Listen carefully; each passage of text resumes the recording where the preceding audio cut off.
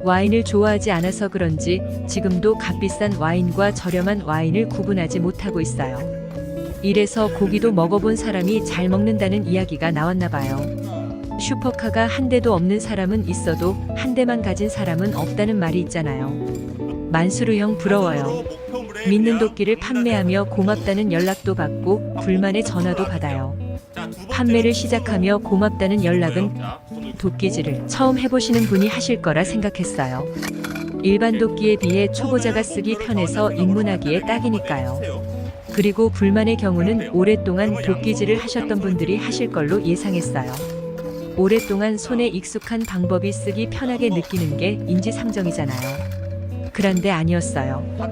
고맙다고 연락을 주시는 분들은 아주 오랫동안 도끼를 사용하셨던 분들이에요. 집에 도끼를 여러 개 가지고 계시는 분이 많았고요. 그중 도끼질을 하다가 허리를 다쳐서 고생하셨던 분들이 꽤 계셨어요. 그에 반해 불만을 말씀하신 분들은 모두 도끼를 사용해 본 경험이 없는 분이셨어요. 불만의 내용도 어디서 입을 맞추신 것처럼 똑같았어요. 유튜브에서 보는 것처럼 안 쪼개진다고 말이죠. 속상했어요. 그리고 어느 순간 그 이유를 알았어요. 도끼를 오랫동안 사용하셨던 분은 장작을 보는 순간 모든 걸 아셨던 거예요. 장작의 종류, 건조 정도, 장작의 지름과 높이 등등 딱 보기만 해도 어느 정도 힘이 들겠다는 견적이 경험으로부터 나왔던 거예요. 그런데 믿는 도끼를 써보니 견적에 비해 거의 블랙 프라이데이 가격 같은 느낌을 받으셨던 거죠. 신퉁방퉁하다는 얘기를 많이 들었어요. 그에 비해 장작을 처음 패보신 분들은 힘들었던 경험이 없다 보니 그저 생각했던 것보다 잘 안 쪼개진다는 말씀을 하셨던 거구나 생각했어요. 세상을 살아보면 모든 힘든 일들이 생각보다 쉬운 경우는 없었다는 걸 느끼실 거예요. 예를 들어 운전면허를 처음 딸 때, 자전거를 처음 배울 때가 그렇잖아요. 그리고 축구 같은 운동을 처음 하게 되면 마음은 손흥민 같은 프로 선수지만 몸이 받쳐주지 않는 경험을 해보셨을 거예요.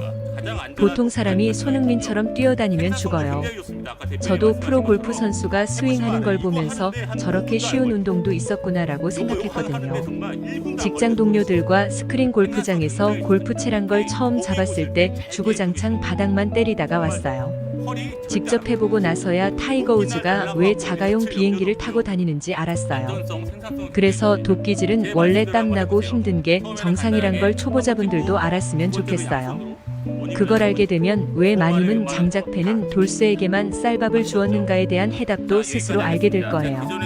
밥 얘기가 나와서 말인데 밀양에서 언제라도 방문해달라고 말씀하시며 밥 한 끼 대접하겠다고 연락 주신 어르신께 이 자리를 빌어 감사드립니다.